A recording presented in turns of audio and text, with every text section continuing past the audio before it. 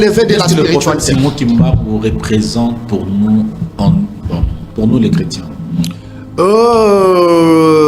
Pour nous les chrétiens, c'est un envoyé de Dieu qui a joué son rôle à son temps, que nous devons honorer comme prophète. Ça, je me limite là-bas. Quelle est sa force? Non, on n'entre pas dans ce genre de choses de Dieu. Je parle en étant esprit supérieur. Qu'est-ce que vous appréciez beaucoup chez lui? Ce courage d'affronter ce que les gens ont peur d'affronter. Ce courage de dire la vérité tout haut. Sa vision de voir les choses. Ramener l'homme noir à l'autorité authentique. Et à enlever ces complexes-là d'être dominé par le blanc. J'apprécie beaucoup ça. Pour moi, Kimbangu n'est pas n'importe qui. Il est le père de prophètes. Mais Kimbangu, c'est une entité. J'aurais appris qu'il a fait des miracles extraordinaires. Mais cet homme n'est pas n'importe qui. Cet homme n'est pas n'importe qui. Kimbangu n'est pas n'importe qui. Mais nous sommes décomplexés, nous les Africains, les Congolais. Quand il s'agit du prophète Branham, que j'aime bien, j'aime beaucoup le prophète Branham, je le respecte. Mais quand il s'agit de Branham, les gens sont contents. Wow. Mais quand on parle d'Haïti Nabala, on parle de Simon Kimbangu, on parle de l'apôtre Léopold Mutombo, on parle de Baruti Kasongo paix à son âme, on parle de Koko Kelani, le patriarche, on parle de Papa Roland Dalo. L'homme noir a tendance à... On parle de Mamadou Karambiri. L'homme, on ne sait pas honorer nos pionniers. Dans chaque peuple, Dieu a élevé des esprits supérieurs qui finissent par être des entités. Quand on dit le Dieu d'Abraham, le Dieu d'Isaac, le Dieu de Jacob, ce sont des entités des Juifs. Dieu merci, tu auras des problèmes. Allez-y. Non, tu auras des problèmes. Ce sont des entités de Juifs. Ce sont des esprits que le Seigneur a élevés dans une génération. Ce sont des gens qui ont transcendé le temps. Ils n'ont pas transcendé l'éternité. C'est Christ le seul qui transcende l'éternité parce qu'il est éternel. Mais il y a des hommes sur cette terre qui ont transcendé le temps. Abraham a transcendé le temps. Isaac a transcendé le temps. Jacob a transcendé le temps. Pourquoi pas Kimbangu? Très bien. Pourquoi pas Alexandre Haïdi Nabala? Une fois, je prie pour une femme. Elle est aux États-Unis actuellement. J'étais son nom. Les gens connaissent les témoignages. Elle avait une jambe très courte. Elle ne pouvait pas marcher. Je prie. Elle ne marche pas. Je prie, elle ne marche pas. Il y avait une foule terrible. C'était dans un pays étranger, là où j'étais avant de rentrer chez nous au Congo. Je prie. La femme n'avait pas marché. Mais je vis un vieillard entrer dans la salle. Et la voix m'a dit que c'est Alexandre Haïdi Nabala dans une vision. Oui, berger n'est pas peur. Berger n'est pas peur. Non. Il faut, ceux qui se disent tout bas, on doit le dire tout haut. Je l'ai vu passer dans une vision. Quand je dis où est le Dieu d'Alexandre Haïdi Nabala, c'est ce Dieu-là que je vais voir. La jambe a poussé. On va te lapider. Mais Haïdi Nabala n'est pas Dieu. Mais il est l'apôtre de l'église du réveil du Congo. Il est un père. Pourquoi ne pas le reconnaître? Je ne suis pas complexé. Haïdi Nabala n'est pas n'importe qui. Que les sorciers me lapident, j'accepte.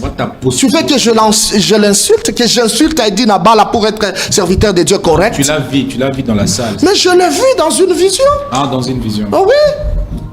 Je l'ai vu dans une vision. Comment est-ce que tu as reconnu que c'était lui? Mais avant de voir cette vision, je voyais ces photos, je connaissais l'histoire. Vous savez, Dieu, il est comme l'eau, il prendra toujours la forme de ta pensée. On me signale qu'on a que 8 minutes. Alors, Bishop, c'est vraiment fort. J'aimerais que vous puissiez conclure, parce que j'ai quelques questions à vous poser, concernant l'ordre de Melchisedec. Qu'est-ce que les enfants de Dieu peuvent retenir? Aujourd'hui, l'ordre de Melchisedec a changé de forme. C'est la foi chrétienne. La foi chrétienne, c'est un ordre. Nous sommes des hommes spirituels. Nous sommes initiés à la haute spiritualité. Christ a initié les apôtres par des pratiques à la veille de sa mort. Le terme initié là. Laisse-moi, berger, laisse-moi tranquille. Non, pas hein. Christ a initié les apôtres. Il faut que les gens grandissent. Christ a initié les apôtres avant sa mort. On a amené de l'eau. C'était une initiation à la foi chrétienne. Il les avait lavé le pied. Pierre a refusé cette initiation. Christ l'a regardé, dit que si tu refuses, tu n'auras pas de part dans mon royaume. Tout ce que je dis, c'est biblique.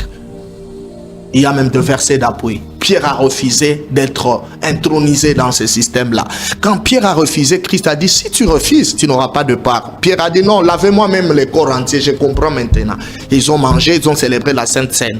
Actuellement, nous n'avons pas de Melchisedec. Nous n'avons pas besoin que Melchisedec revienne. Nous avons déjà Christ qui est le Melchisedec par excellence.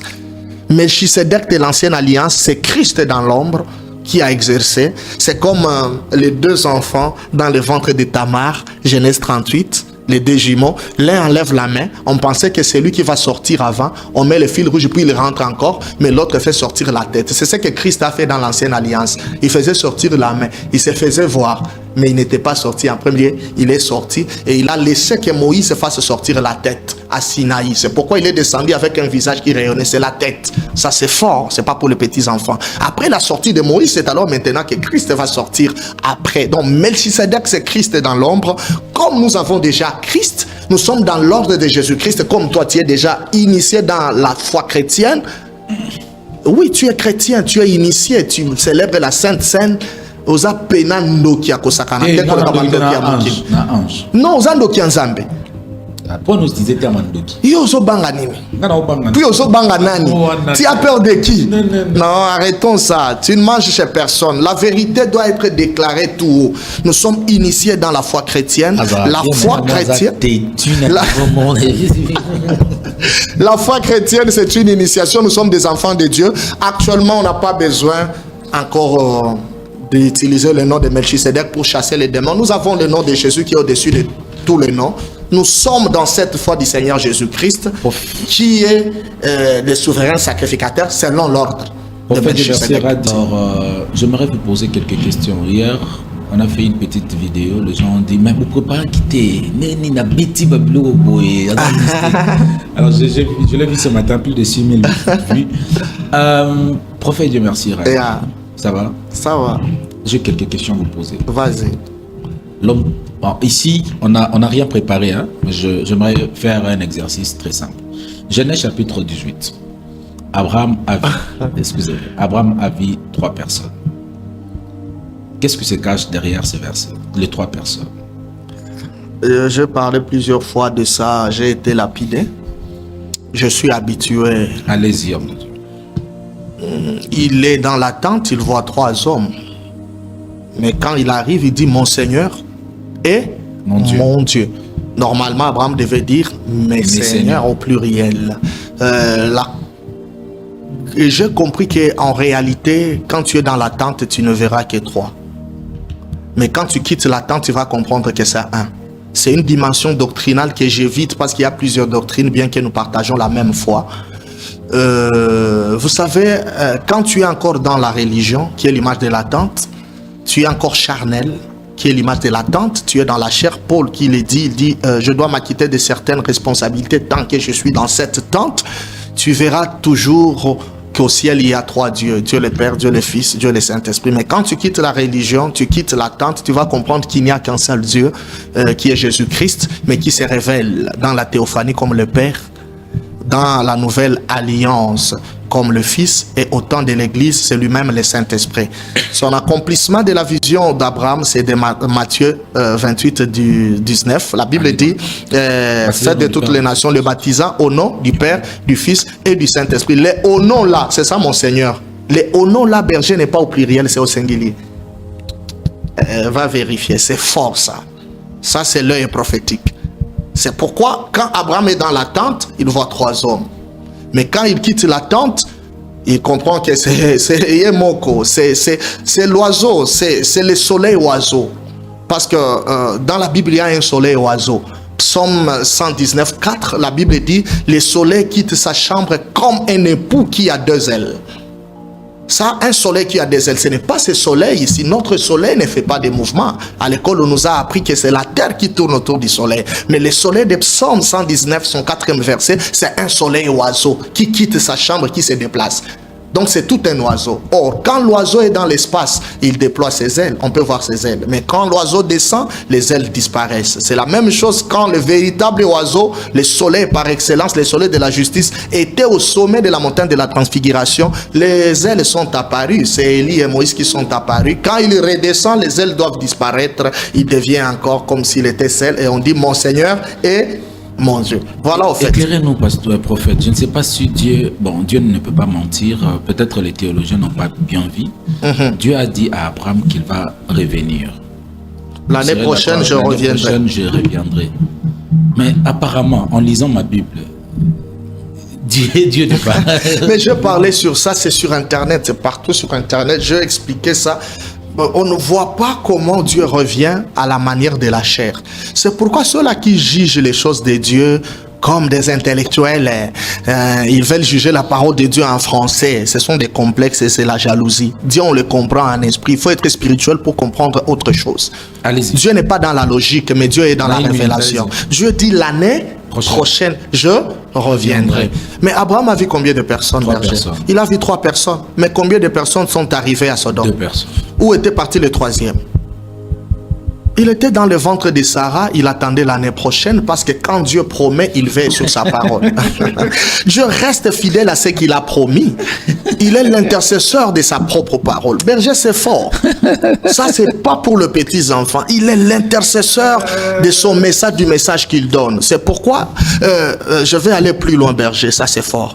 La naissance d'Isaac, c'est le retour de Dieu. Et c'est la manifestation de Dieu. C'est pourquoi, selon moi, les plus grands patriarches de l'ancienne alliance, c'est Isaac. Selon moi. Selon toi. Parce qu'il est le type parfait du Seigneur Jésus-Christ. Les faiblesses de ses pères n'ont pas été ses faiblesses. Allez-y. Abraham était polygame.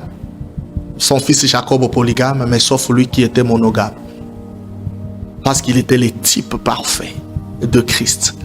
C'est un enfant qui a accepté d'être tué par son père. Il n'a pas discuté. Il est parti comme une brebis qui partait à l'abattoir. Il a porté sa propre, je peux dire son propre bois qui devait les tuer. Lui-même, il porte le bois qui va les tuer jusqu'au sommet. Isaac. Cela typifie Christ lui-même qui transporte sa croix. Ça typifie Uri qui transporte la lettre de sa condamnation. Donc Isaac, c'est le plus grand patriarche. Quand il dit l'année prochaine je reviendrai, la naissance d'Isaac, c'était le retour de Dieu dans la maison d'Abraham.